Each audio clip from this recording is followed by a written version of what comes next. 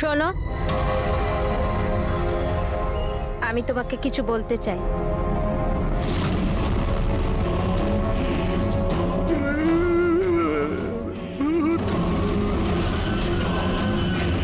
আরে এই মাত্র তো ছিল।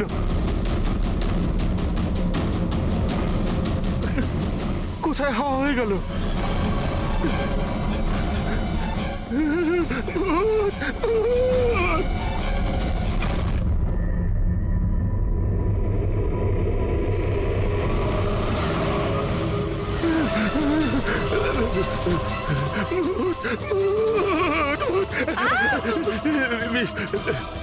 ওখানে ভূত।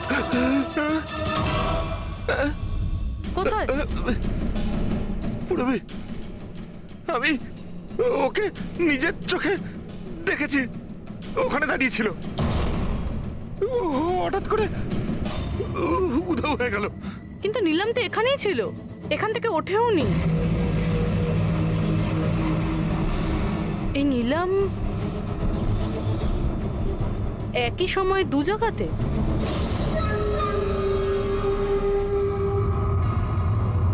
স্যার, আমি নিজের চোখে দেখেছি নীলমের আত্মা দাঁড়িয়েছিল এই করিডোরেই। স্যার, ও ওর রুমেই ছিল। ঋষভ মিউজিক অন করে ফুল রেখে শুতে চলে গেছিল।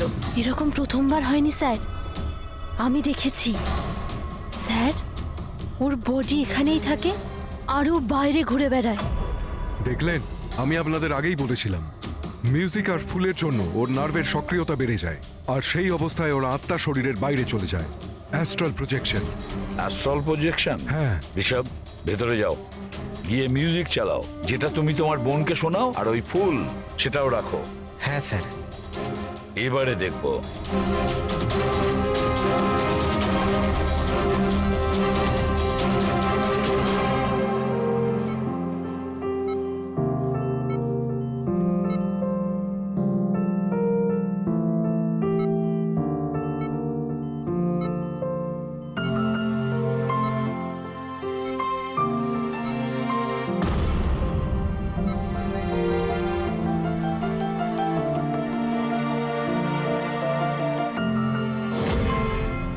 দেখুন, শরীরে সক্রিয়তা বাড়ছে। আমি আপনাকে বলেছিলাম না আমি ভুল বলিনি? ঠিক আছে ডক্টর, ওর আঙ্গুলটা নড়াচড়া করছে, কিন্তু ওর অ্যাস্ট্রাল প্রজেকশন কোথায়? শুধু তো আঙ্গুলের রিয়াকশন দেখছি। তাহলে কি পুরো হসপিটালে ওর আঙ্গুলের ছাপ খুঁজে বেড়াবো? যদি ওর আত্মা ওর শরীর থেকে বেরিয়ে অন্য কোথাও যায়, তাহলে ওর ফুটপ্রিন্ট আর ফিঙ্গারপ্রিন্টও সাথে নিয়ে যায়, তাই না? দেখুন, আপনাকে বুঝতে হবে, নীলমের আত্মা আপনার অর্ডারে তার শরীর ছেড়ে বাইরে আসবে না। এটা নিজে থেকেই স্বেচ্ছায় আসবে। ও প্লিজ ডক্টর, আপনার এই সায়েন্সের কথাবার্তা আমাদের মাথাতেই ঢুকছে না। এই কেসটা আমরা সলভ করব, বুঝেছেন? আপনারা আমার কথাকে বিশ্বাস করুন। এক্সকিউজ মি, আসুন।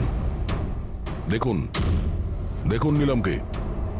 ওর অবস্থা দেখে আপনাদের মনে হচ্ছে যে হসপিটাল থেকে বাইরে বেরিয়ে ও কাউকে মার্ডার করতে পারে? হ্যাঁ স্যার, আমরা প্রত্যেকে ওকে দেখেছিলাম। ওটা নীলমই ছিল, আর আমাদের কোনো ভুল হয়নি স্যার। 1 মাস হয়েছে তোর অ্যাক্সিডেন্টের। এটা হতেই পারে যে অভিনয় করছে, হাঁটাচলা করতে পারে। সিদ্ধার্থ, ও সত্যি বেড থেকে নড়াচড়া করার অবস্থায় নেই। তাহলে ওটা কে ছিল যাকে আমরা ওখানে দেখেছিলাম? ওই দেখো নীলম। স্যার, আমি বলেছিলাম না নীলমের আত্মা ওর শরীর থেকে। Thank you very much. আপনি আমার ওদিকে গিয়ে বসুন। আপনারাও প্লিজ ওদিকটা গিয়ে বসুন, প্লিজ ওদিকটা গিয়ে বসুন। স্যার, এর আঙুল আর পায়ের ছাপ ম্যাচ কিভাবে হতে পারে? হতে পারে যদি কেউ নীলমের ফিঙ্গারপ্রিন্টস আর পায়ের ছাপ ক্রাইম সিনে ছেড়ে আসে তবে। কি হলো স্যার? একটা কথা আমার মাথায় ঘুরছে। বিক্রমের মৃত্যুর পরে তোমাদের মনে আছে বিক্রমের বন্ধুরা কি বলেছিল? স্যার, নীলম আমাদের প্রত্যেকেরই কমন ফ্রেন্ড, আর 2 মাস ধরে তো নীলমের সাথে আমাদের কোনো যোগাযোগই ছিল না। সিদ্ধার্থ, এই সিদ্ধার্থ কি করে জানলো যে নীলমের অ্যাক্সিডেন্ট 1 মাস আগে হয়েছিল? 1 মাস হয়েছে তোর অ্যাক্সিডেন্টের, হাঁটাচলা করতে পারে। এটা হতেই পারে যে অভিনয় করছে। সিদ্ধার্থ, রে, তাশিয়া, মনিকা আর ভূমি, এদের সবাইকে বিউরোতে নিয়ে এসো। Siddharth, Siddharth, yes sir. নীলমের সঙ্গে শেষ কবে দেখা হয়েছিল? স্যার আমি তো বলেইছিলাম প্রায় 2 মাস আগে। আসলে হয়েছে কি, একটু ভুলে যাই, বয়স হয়েছে তো। 2 মাসের মধ্যে যখন দেখা হয়নি, তাহলে নীলমের অ্যাক্সিডেন্টের ব্যাপারে তুমি কিভাবে জানলে? স্যার ঠিকঠাক তো মনে নেই, কিন্তু কথায় কথায় বিক্রমই বলেছিল আমাকে। তোমরা বিজনেস পার্টনার ছিলে, তাই ও মারা যাওয়াতে সব থেকে বেশি লাভ তো তোমাদেরই হয়েছে। স্যার বিজনেস পার্টনার ছিলাম, খুনি নয়। আর ও বন্ধু ছিল আমাদের, ওর ব্যাপারে আমরা এসব ভাবতেই পারি না। যদি লাভের কথা বলেন তো বিক্রমের মৃত্যুর লাভ তো সবচেয়ে বেশি ওর ওয়াইফ তাসিয়ারই হয়েছে। বিক্রমের মৃত্যুর পর আপনার প্রতি হওয়া অত্যাচার কমে গেল। এটা ছাড়া আর কোনো সুবিধা পেয়েছেন আপনি? হ্যাঁ, বিক্রম চলে যাবার পর আমার আর ভয় লাগে না, আর আমি বেশ ভালোই আছি। কিন্তু আমি বিক্রমকে মারিনি। নীলমকে চেনেন আপনি?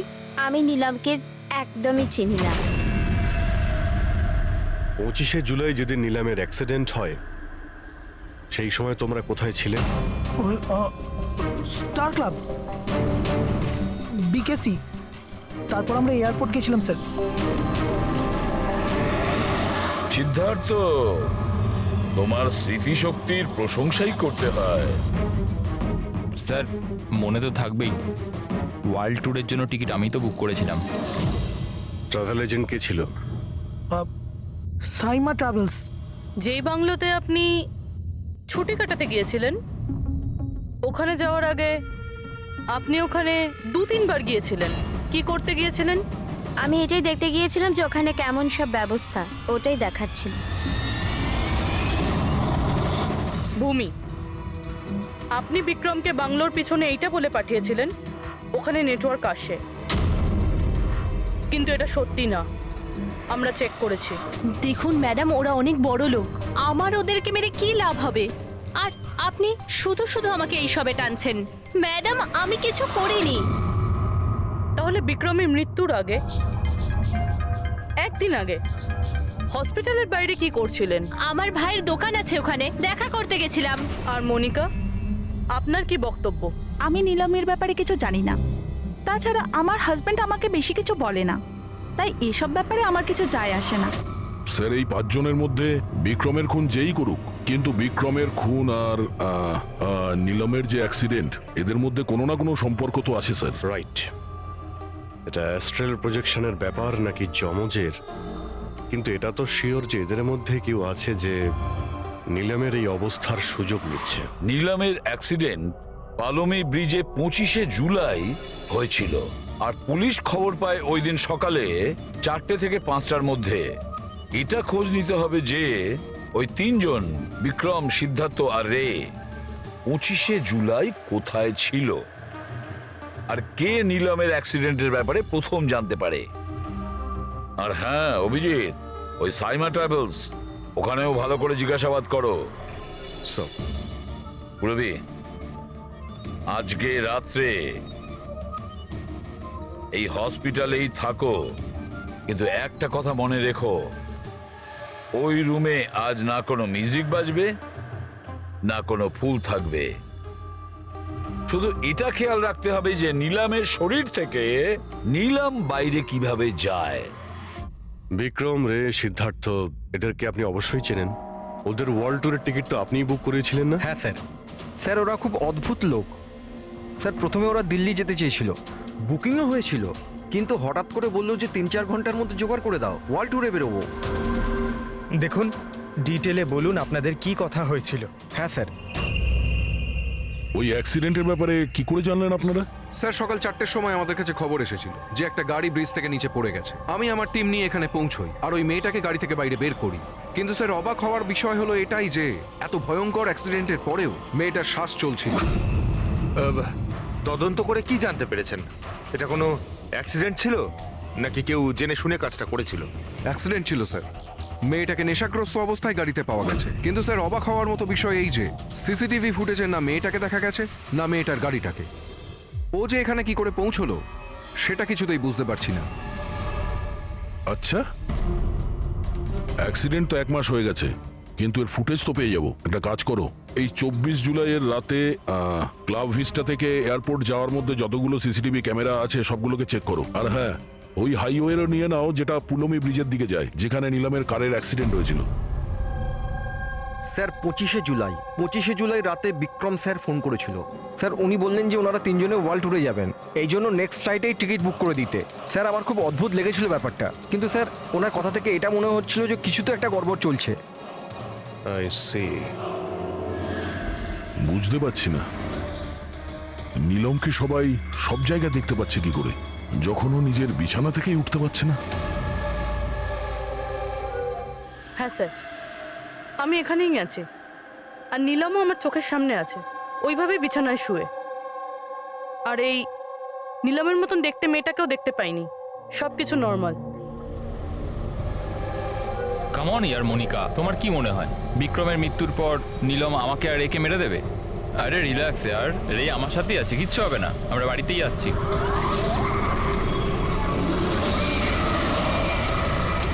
নীলম, নীলম, সিদ্ধার্থ সামনে নীলম দাঁড়িয়ে আছে।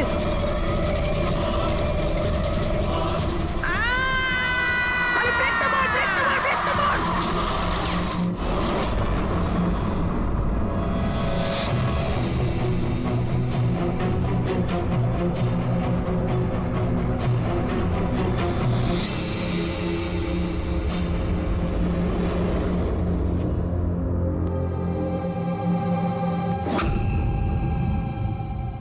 হোটেল থেকে এয়ারপোর্ট পৌঁছতে কমপক্ষে 2 ঘন্টা লাগে। ভেবে পাচ্ছি না এই 3 জনের 7 ঘন্টা কিভাবে লাগলো। আর স্যার এই ফুটেজগুলো নিয়ে কিছু করা হয়েছে। এই একটু পিছনে নাও তো পঙ্কজ, আর একটু পিছনে নাও যেখানে ডিসি চক ছিল। হ্যাঁ স্টপ, এখান থেকে চালাও। আর এটা পরের ফ্রেমে উধাও। এই ফুটেজ এডিট করা হয়েছে স্যার, এডিট করা হয়েছে। পুলমি ব্রিজের দিকে যাওয়ার রাস্তার সমস্ত সিসিটিভি ফুটেজ তো আমরা চেক করেছি। নিলামের কার তো কোথাও দেখতেই পাইনি। আর যদি নিলাম এই রাস্তা দিয়ে না যায়, তাহলে ওর গাড়ি ওখানে ওই পুলমি ব্রিজের নিচে কি করে গেল? স্যার মনে হচ্ছে নিলামের সঙ্গে ওখানে কিছু হয়েছিল, যেখান থেকে ফুটেজে গাড়িটা উধাও হয়েছে। পুলিশের রিপোর্ট অনুযায়ী নিলামের অ্যাক্সিডেন্ট হয়েছিল 25 তারিখ সকালে 4টে থেকে 5টার মধ্যে, মানে অ্যাক্সিডেন্টটা 24 তারিখ রাত্রে হয়েছিল। যে ট্রাফিক পুলিশ ওই সময় ডিউটিতে ছিল আর সার্ভিলেন্স কপস ডিউটিতে ছিল, ওদের সাথে কথা বলতে হবে। Hello, what? এখন কোথায়? ওকে, ঠিক আছে, আমরা আসছি। স্যার এই সিদ্ধার্থ আর রেড গাড়ির অ্যাক্সিডেন্ট হয়েছে। কি? ওরা এখন ব্লু হেলথ কেয়ার হসপিটালে রয়েছে। কিছু ঠিক হয়ে যাবে। দেখুন, জানি না। আমরা আমাদের তরফে সম্পূর্ণ চেষ্টা করেছি, কিন্তু এখন পেশেন্টকে বাঁচানো খুব মুশকিল। কি হলো? কিভাবে অ্যাক্সিডেন্ট হলো? কি করে মানে? এই সব নীলমের জন্যই হয়েছে, এইসব নীলম করেছে। এটা আপনি কি করে জানলেন? আমি ফোনে শুনেছিলাম, রে সিদ্ধার্থকে বলল যে সামনে রাস্তায় নীলম দাঁড়িয়ে আছে। নীলম, সিদ্ধার্থ সামনে নীলম দাঁড়িয়ে আছে। ওরা দুজনেই খুব ভয় পেয়ে গেছিল। পুরবি তুমি নিলামের কাছেই ছিলে তো? স্যার, স্যার নীলম হসপিটালেই ছিল, ওর বাইরে যাওয়ার প্রশ্নই ওঠে না। আপনাকে এই অ্যাক্সিডেন্টের খবর কে দিয়েছে? 12:30টার সময় কারো ফোন এসেছিল, কিন্তু ফোনেতে নিজের নামটাও বলেনি। আমরা যখন অ্যাক্সিডেন্ট স্পটে পৌঁছলাম, কারটা তখন পাল্টি মেরে রাস্তার নিচে পড়েছিল। ভেতরে সিদ্ধার্থ রক্তে মাখামাখি হয়েছিল, আর রের শরীরটাও জানলা দিয়ে অর্ধেক ঝুলেছিল। এক কাজ করি, সিদ্ধার্থ আর রে দুজনের মেডিকেল রিপোর্ট আর ওই গাড়িটাকে নিয়ে ফরেন্সিক ল্যাবে পাঠিয়ে দাও। এখানে সব জায়গায় পুলিশ প্রহরা আছে স্যার, সব বন্দোবস্ত হয়ে গেছে স্যার। Very good. আর আশপাশের সমস্ত রাস্তায় ব্যারিকেড লাগিয়ে দাও, ঠিক আছে? কেউ যেন আসতে যেতে না পারে। Over and out. একটা গাড়িও যেন এদিক দিয়ে না যেতে পারে। হ্যাঁ স্যার। যারা হেঁটে হেঁটে যাবে তাদের বলে দাও অন্য রাস্তা দিয়ে যেতে। কাল সকালবেলা এখান দিয়ে ভিআইপির একটা বড় কনভয় যাবে, আর ভেতর থেকে আমরা খবর পেয়েছি যে ওই কনভয়ের মধ্যে একটা গন্ডগোল হতে চলেছে। কারোর ওপর যদি একটু সন্দেহ হয়, সঙ্গে সঙ্গে আমাকে জানাবে। সব সিসিটিভি ক্যামেরা জাজ হয়ে গেছে, সব ঠিকঠাক কাজ করছে। গুড।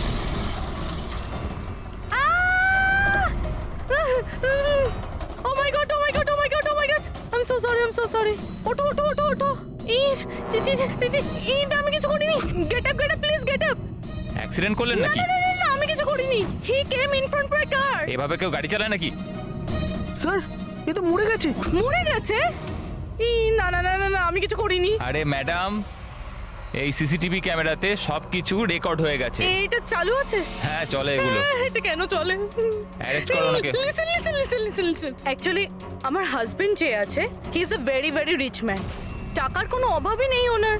তো যদি আপনারা চান তো তো এই ফুটেজটা ডিলিট করা যায় না? এক মিনিট।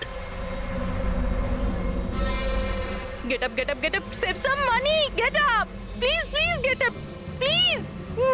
ম্যাডাম, হ্যাঁ 10 লাখ। 10 লাখ? সিসিটিভি ফুটেজও গায়েব হয়ে যাবে, তার সাথে সব প্রমাণও। আরে এটার থেকে বাঁচতে গেলে এটুকু টাকা তো দিতেই হবে ম্যাডাম। শুধু টাকা নিলেই হবে না, আরো অনেক কিছু নিতে হবে তোমাদের।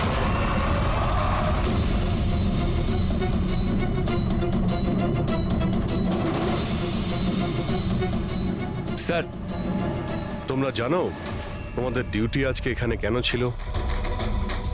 কারণ আমরা জানতে চেয়েছিলাম যে 24শে জুলাই রাত এখানে কার ডিউটি ছিল আর কে টাকা নিয়ে অপরাধীদের ছেড়ে দিয়েছিল। তোমার মতো লোকের পুলিশে থাকার কোনো অধিকার নেই। এবার পরিষ্কার করে বলো সেই রাতে কি হয়েছিল? তাহলে তোমরাই কি ওই সার্ভেলেন্সের ফিল্মটা এডিট করেছিলে? স্যার ওরা বড্ড প্রেশার দিচ্ছিল। আরে ওরা বড় বড় বিজনেসম্যান। স্যার ওদের হাত অনেক ওপর অবধি। চুপ করো, পরিষ্কার করে বলো কি হয়েছিল।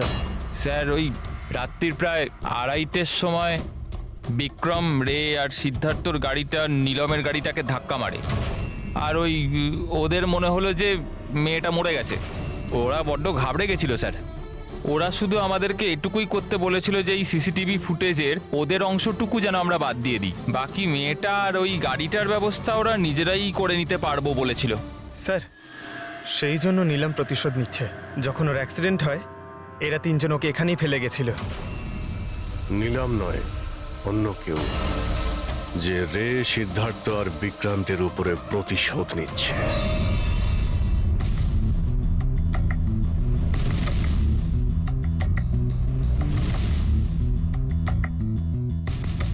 অভিজিৎ, নীলমের শরীর থেকে তার বাইরে যাওয়া পসিবল নয়। অ্যাস্ট্রাল প্রজেকশন সেটা তো আমরা ধরছিই না। আর পুরবি তো দেখেছে, পুরবি ওখানে ছিল। আর ও তো বলছিল যে নীলম ওখান থেকে নড়েইনি। তাহলে বুঝে উঠতে পারছি না যে সিদ্ধার্থ আর রে এরা দুজনে নীলমকে রাস্তায় কিভাবে দেখলো।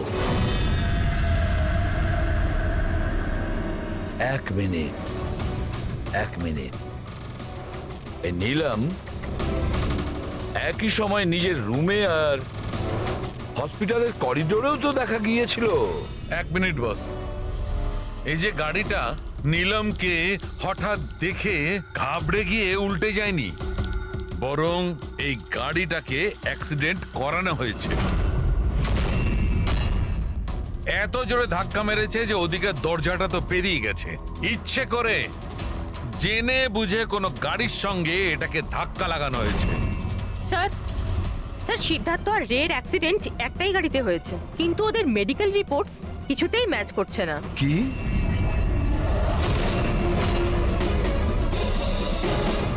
হ্যাঁ বস,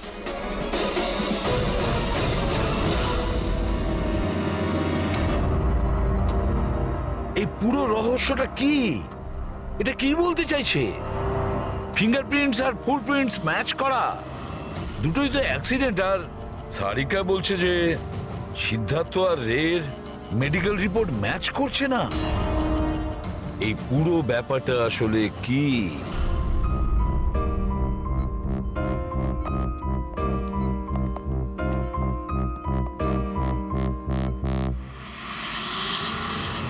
যে বিক্রমকে খুন করেছে আর সিদ্ধার্থ আর রের এই অবস্থা করেছে, এই সব কাজ নীলামের নয়, অন্য কারোর।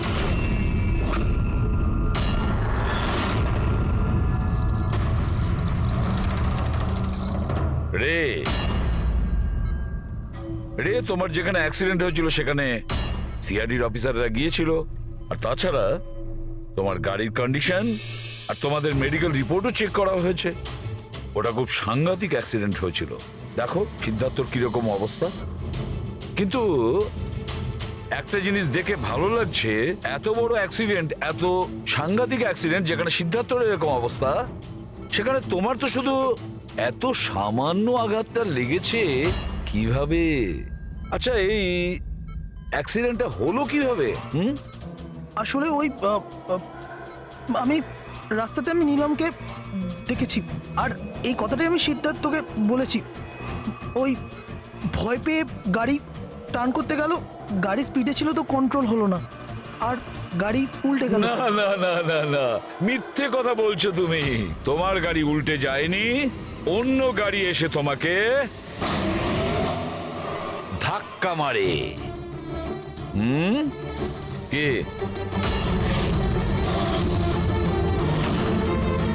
হ্যাঁ স্যার, সিদ্ধার্থকে মারার প্ল্যান আমিই করেছিলাম, আর এতে ভূমি আমাকে সাহায্য করেছিল।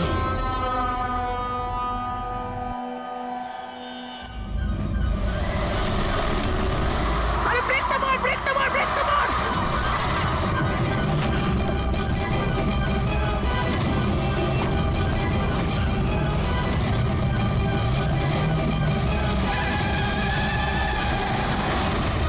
তাহলে ভূমিকে আমরা ভুল সন্দেহ করিনি। আর নিলামের হলোগ্রাম ওটাও তুমি বানিয়েছিলে, তাই তো? এই নিলাম একই সময় নিজের রুমে আর হসপিটালের করিডোরেও তো দেখা গিয়েছিল। এটা শুধু একটা কারণেই ঘটতে পারে, শুধু একটা কারণে। 3D হলোগ্রাম মানে নিলাম ছিল না, নিলামের ফটো ছিল। হ্যাঁ স্যার, ওই হলোগ্রাম আমি বানিয়েছিলাম, কিন্তু নীলমকে এই অবস্থায় পৌঁছানোর দায়ী আমি নই স্যার।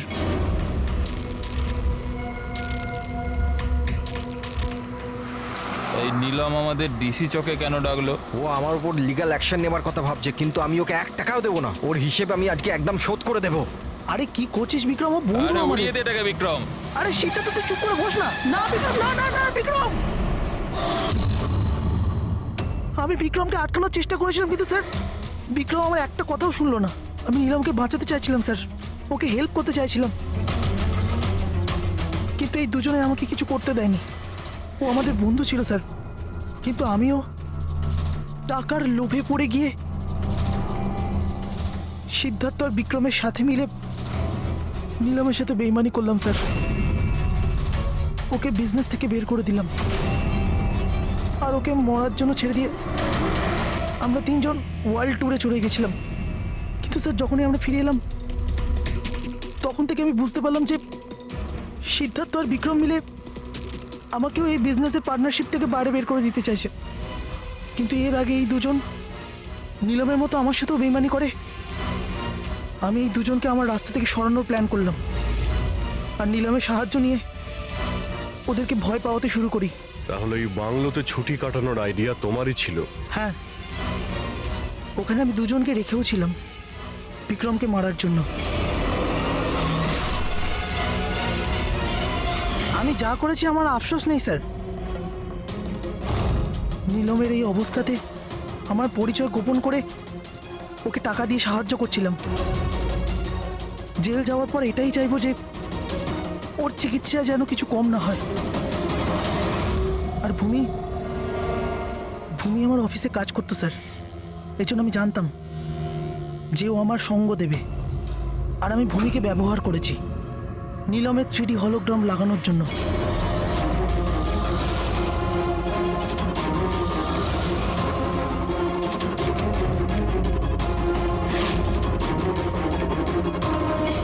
তুমি আর ভূমি যা করেছো সেটা অন্যায়।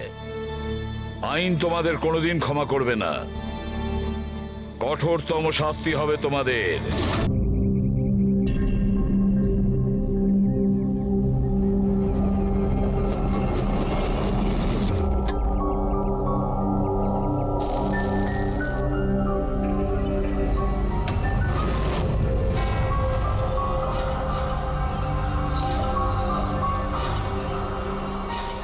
কি হলো?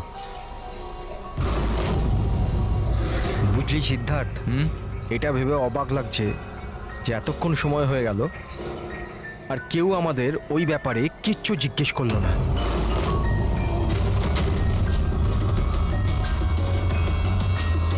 এরকম সময়ও কখনো আসবে না। আমাদের ওপর কেউ সন্দেহ করবেই না। কাশিয়া, খাবার কি তৈরি হবে না আজ? হ্যাঁ ব্যাস 5 মিনিট, অলমোস্ট ডান, রেডি হচ্ছে, ব্যাস হয়ে গেছে। বিক্রম, কেমন? আমি সিদ্ধার্থকে অনেকবার জিজ্ঞাসা করলাম যে তুমি হঠাৎ রে আর বিক্রমের সাথে 2 সপ্তাহের জন্য ছুটিতে কেন গিয়েছিলে, কিন্তু ও বলেছিল যে বিজনেসের ব্যাপার। আমার বিশ্বাস হচ্ছে না একটু। তা আশা, তুই বিক্রমকে জিজ্ঞাসা করেছিস? হ্যাঁ জিজ্ঞাসা করেছিলাম, তার এই উত্তর দিল। ও তোকে আবার মেরেছে? তাশা, তোর এটা মনে হচ্ছে না যে বিক্রম মরে গেলে ভালো হয়?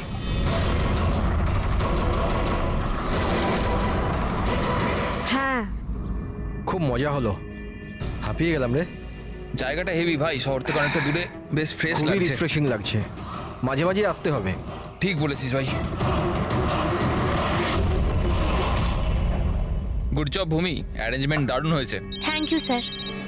হ্যালো হ্যালো, এখানে নেটওয়ার্ক আসে না নাকি? স্যার এখানে নেটওয়ার্ক একটু উইক আছে, আপনাকে ওইদিকে জঙ্গলের দিকে যেতে হবে।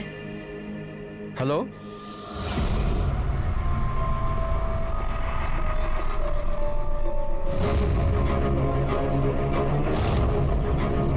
হ্যালো, তোর নেটওয়ার্ক কেন আসছে না? হ্যালো,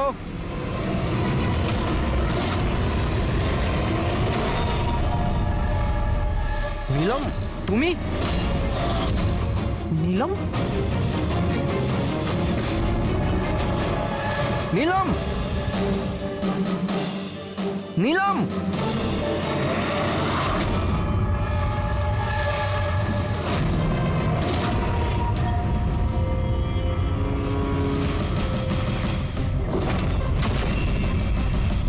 বিক্রম! এখানে নিলামকে কে ডেকেছে? বিক্রম? ও কেন ডাকতে যাবে? কিন্তু ও এখানে কি করে এলো? ওই দেখো নীলম! নিলাম!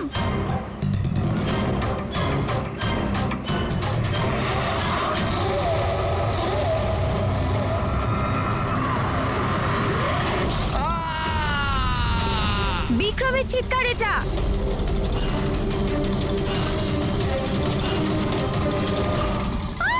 বিক্রম!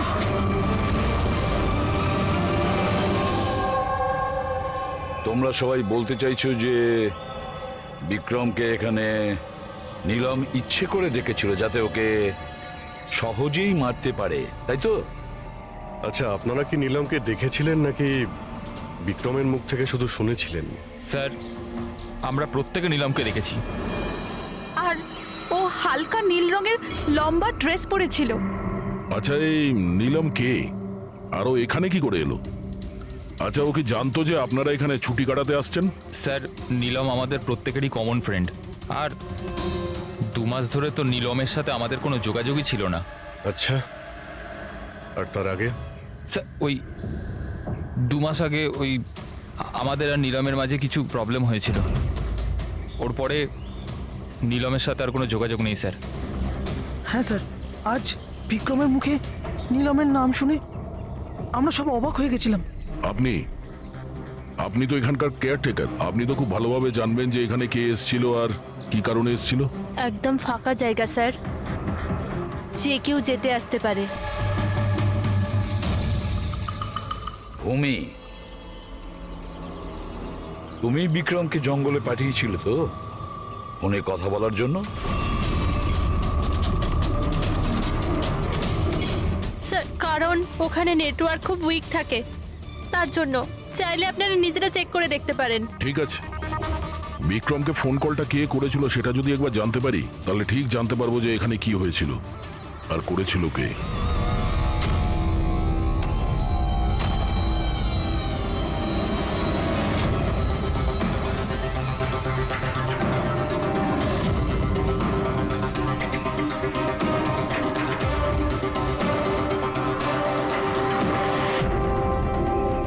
রেডি?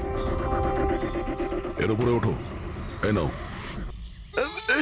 কে আমি? আরে পা দাও, ওইতে পা। চলো, আরে স্যার কিচ্ছু হবে না। হ্যাঁ, সাবধানে তাড়াতাড়ি করো। আরে আরে স্যার ধরে নাও এটা। স্যার সাবধানে, নয়তো আমি পড়ে যাবো কিন্তু।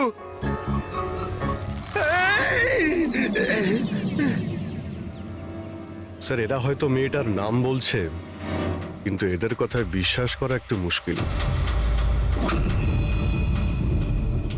বিক্রমের ওজন প্রায় 70 থেকে 80 কিলো হবে। একটা মেয়ে ওকে কুড়ুল দিয়ে মারার পরে ওর লাশটাকে ফাঁসিতে ঝুলিয়ে দেয়। অদ্ভুত মনে হচ্ছে না স্যার? নীলম? এই নীলমটা আবার কে? কি উদ্দেশ্য থাকতে পারে তার? স্যার বিক্রমের কাছে একটা আননোন নাম্বার থেকে ফোন এসেছিল। সে নাম্বারটা ট্রেস তো হচ্ছে না, বোধহয় সিম কার্ডটা ডিস্ট্রয় করে ফেলেছে। হ্যাঁ স্যার, ওই ভূমি কেয়ারটেকার, ওর আচরণও কেমন যেন সন্দেহজনক। ঠিক আছে, দেখা যাক। নিলামের সঙ্গে দেখা করি আগে। এক্সকিউজ মি, এটা কি নিলামেরই বাড়ি? হ্যাঁ, এটা নীলমেরই তো বাড়ি, আর আমি ওর মা হই। আপনারা কারা? আমরা সিআইডি থেকে। সিআইডি? বলুন কি ব্যাপার? অ্যাকচুয়ালি পিনাকি ওয়েস্টে একটা ফার্ম হাউস আছে, সেখানে খুন হয়েছে। ওখানে যারা ছিল তারা এটা বলছে যে ওখানে নিলামকে দেখেছিল। কি তাহলে আপনারা এটাই বলতে চান যে নীলম কাউকে খুন করে দিয়েছে, আর আপনারা ওর বাড়িতে ওর সাথে দেখা করতে এসেছেন? হ্যাঁ। নিলাম কোথায়? আসুন আমার সাথে। কোথায়? আপনারা নীলমের সাথে দেখা করতে চান না? আসুন, আমি দেখা করেছি নীলমের সাথে।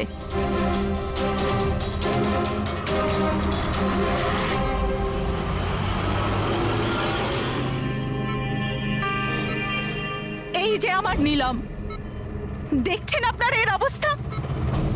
মেশিনের দ্বারা জীবিত আছে, শুধুমাত্র চোখ ছাড়া এর শরীরের কোনো অংশের কোনো প্রতিক্রিয়া নেই। আর আপনারা বলতে চাইছেন যে যে এই মেয়েটি কারুর খুন করে দিয়েছে?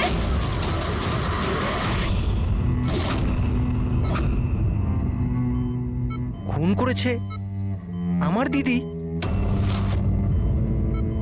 নিলামের এরকম অবস্থা কবে থেকে আর কিভাবে? গত মাস থেকে। ওর সেই গাড়ি অ্যাক্সিডেন্ট হয়েছিল, তারপর।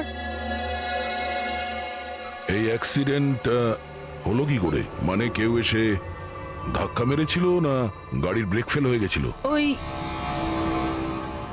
নীলম নেশা করেছিল। আপনারা কারা? আর এসব কি হচ্ছে? আমরা সিআইডি থেকে এসেছি। সিআইডি? দেখুন ডক্টর, ওর খুব কাছের বন্ধু বিক্রম, যাকে কেউ নৃশংসভাবে হত্যা করেছে। আর ওখানে যারা ছিল তাদের বক্তব্য হলো এও নাকি ওখানে উপস্থিত ছিল। This is not possible. এটা হতে পারে না। ওরা সবাই মিথ্যে কথা বলছে। বিক্রম আর ওর বন্ধুরা একেবারেই দিদির বন্ধু নয়, বিজনেস পার্টনার ছিল। চিট করেছে ওরা দিদিকে, ঠকিয়ে বিজনেস থেকে আলাদা করে দিয়েছে। ভালোই হয়েছে, ওই 3 জন চিটারের মধ্যে একজন মারা গেছে। খুব ভালো হয়েছে। আমাদের কাছে 5 জন আই উইটনেস আছে, প্রত্যক্ষদর্শী, যারা ওকে ওখানে ঘটনা ঘটার সময় দেখেছিল। আপনি বলতে চাইছেন ওর অবস্থা খুব শোচনীয়? দেখুন, আপনার কথা শুনে আমি খুব অবাক হয়েছি। নীলম সেই অবস্থাতেই নেই যে কোনো মুভমেন্ট করতে পারে। ও নিজের ইচ্ছায় একটা আঙুলও নাড়াতে পারবে না। হ্যাঁ, এটা ঠিক যে ও আমাদের দেখতে পারে, আমাদের শুনতে পারে, আমাদের বুঝতে পারে, কিন্তু এর থেকে বেশি কিছু নয়। ও যে কিছুটা করতে পারছে সেটা আমাদের দেওয়া স্টিমুলেশনের জন্য। মানে? আমরা কন্টিনিউয়াসলি ওর ব্রেন ম্যাপিং করছি, ওর মস্তিষ্কের অবস্থার প্রোগ্রেস দেখার জন্য। এটা জানার জন্য যে নীলমের শোনার, দেখার, শোয়ার আর স্পর্শ অনুভব করার কতটা ক্ষমতা আছে, যাতে ওর রিকভারি তাড়াতাড়ি হতে পারে। কিন্তু নীলম শুধু মিউজিক আর ফ্রেগ্রেন্স, তার মানে সুগন্ধতে রিয়্যাক্ট করছে, কারণ ওর মস্তিষ্ক এইসব জিনিসে রেসপন্ড করে। নীলম এই মুহূর্তে একটা প্রাণহীন ফার্নিচারের মতো। ও এখান থেকে নড়তেই পারবে না, কারণ মার্ডার কি করে করবে? বিক্রম নিলামকে দেখেছিল আর ওর পিছু নিয়েছিল। রে, সিদ্ধার্থ আর তাশিয়া, মনিকাও দেখেছিল। এতজন দেখেছে, সবার ভুল হতে পারে, এটা কি করে সম্ভব? কিন্তু নীলমের এই অবস্থা তো আমরা দেখছি স্যার। দেখুন ডক্টর, আপনাদের হসপিটালের গেট থেকে শুরু করে এই পুরো হসপিটালের সিসিটিভি ফুটেজ আমি দেখতে চাই। সরি স্যার, গত সপ্তাহে সিসিটিভি ক্যামেরা খারাপ হয়ে গেছে, কোনো ফুটেজ তো নেই আমাদের কাছে। দেখুন ডক্টর, একটা কথা মনে রাখবেন যে যদি এটা প্রমাণ হয় যে নিলামি ক্রাইম সিনে ছিল, তাহলে আপনার লাইসেন্স ক্যান্সেল হতে পারে।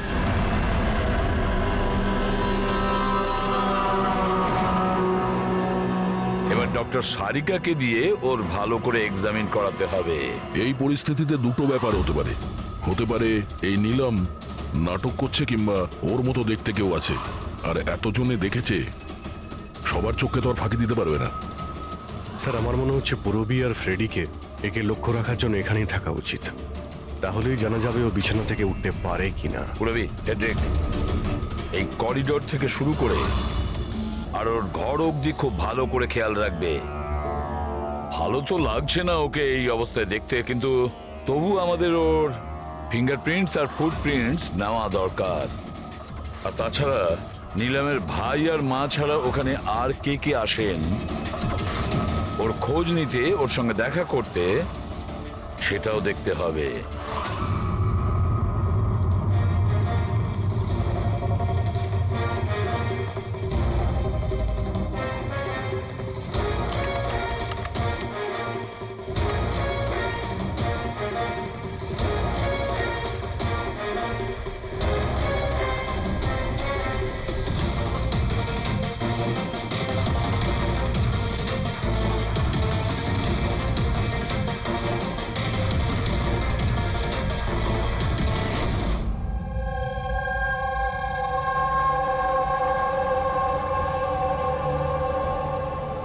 আপনারা সবাই তো নিলামের প্রতিবেশী, তাহলে আপনারা তো অবশ্যই জানবেন যে নিলামের কি কোনো যমজ বোন আছে? না স্যার।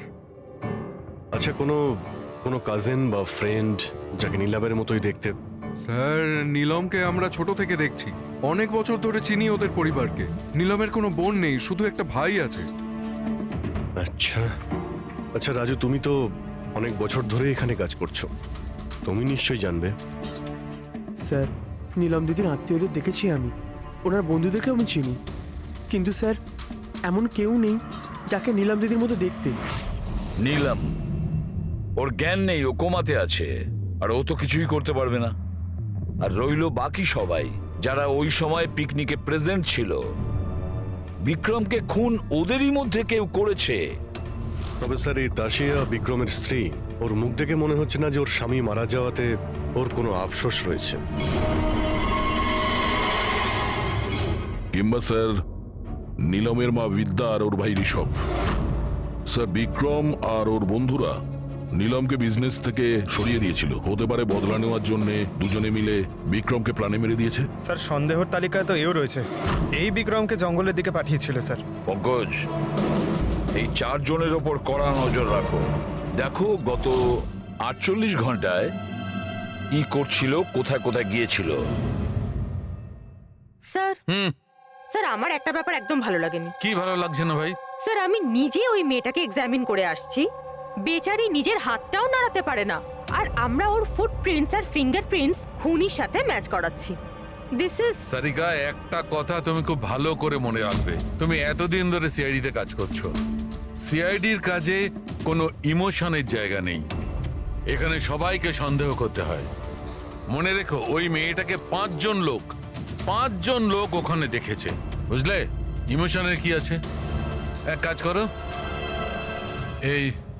এই সব ফিঙ্গারপ্রিন্টস যেগুলো পুরবি আমাদের এনে দিয়েছে, আর ওই দড়ি থেকে, কুড়ুল থেকে যে ফিঙ্গারপ্রিন্টস আমরা পেয়েছি, ওগুলো আমি সেভ করেছি।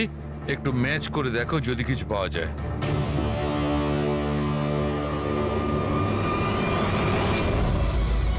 গড, এটা তো ম্যাচ হয়ে গেছে। ম্যাচ হয়ে গেছে।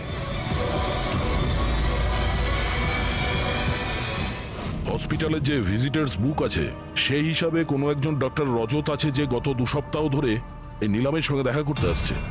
ডক্টর রজত?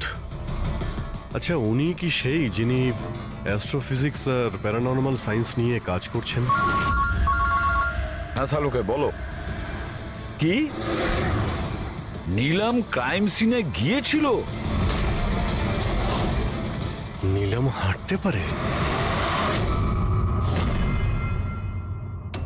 ডক্টর রজত, নিলাম তো চলাফেরা করতে পারে, কারণ ক্রাইম সিনে আমরা যে ফুটপ্রিন্ট আর ফিঙ্গারপ্রিন্ট পেয়েছি সেটা তো ওর সঙ্গে ম্যাচ করে গেছে।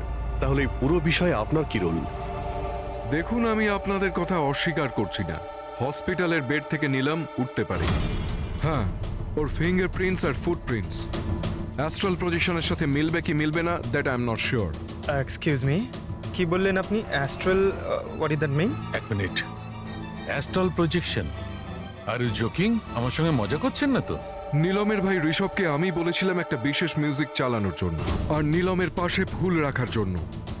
এই কাজটা ওর মস্তিষ্কে প্রভাব ফেলবে, ওটা তাড়াতাড়ি কাজ করতে থাকবে আর নীলম তাড়াতাড়ি সুস্থ হয়ে যাবে। এখন বুঝতে পারছি যে নীলমের মস্তিষ্ক খুব বেশি পাওয়ারফুল হয়ে গেছে, এতটা যে ও নিজেকে অন্য কোথাও প্রজেক্ট করতে পারে। ও নীলম নয়, ওর অ্যাস্ট্রাল প্রজেকশন। এক মিনিট, আপনি বলছেন যে ওর প্রজেকশন অন্য জায়গায় করতে পারবে? এটা কিভাবে সম্ভব? দেখুন, অ্যাস্ট্রাল প্রজেকশনকে যদি খুব সাধারণভাবে আপনাকে বোঝাই তাহলে সেটা এইভাবে। দেখুন, যেমন মরার পরে মানুষের আত্মা তার শরীর থেকে আলাদা হয়ে যায়, ঠিক একই রকম জীবিত মানুষের চেতনাকেও ফিজিক্যালি বাইরে বের করা সম্ভব। আর যেমন আমি বুঝি যে নীলমের কেসেও এরকমই কিছু হয়েছে। দেখুন ডক্টর রজত, সায়েন্সে এমন কোনো প্রমাণ নেই যাতে এই কথাটা কনফার্ম হতে পারে যে শরীর থেকে আত্মাটাকে বাইরে বার করা যায়। আর আপনার থিওরি অনুযায়ী একটা 40-45 কিলো ওজনের একটা মেয়ে যে কোমায় রয়েছে, সে একজন 85 কিলো ওজনের একটা লোককে দড়িতে ঝুলিয়ে দিয়েছে। তার মানে আপনারা আমার কথা বিশ্বাস করছেন? তাহলে আপনারাই বলুন, এক হাত পায়ে অক্ষম মেয়ে যে হাসপাতালের বেডে পড়ে আছে, সে একই সময় দুটো আলাদা আলাদা জায়গায় কিভাবে থাকতে পারে? থ্যাংক ইউ ভেরি মাচ, সেটা আমরা খোঁজ নিয়ে নিচ্ছি।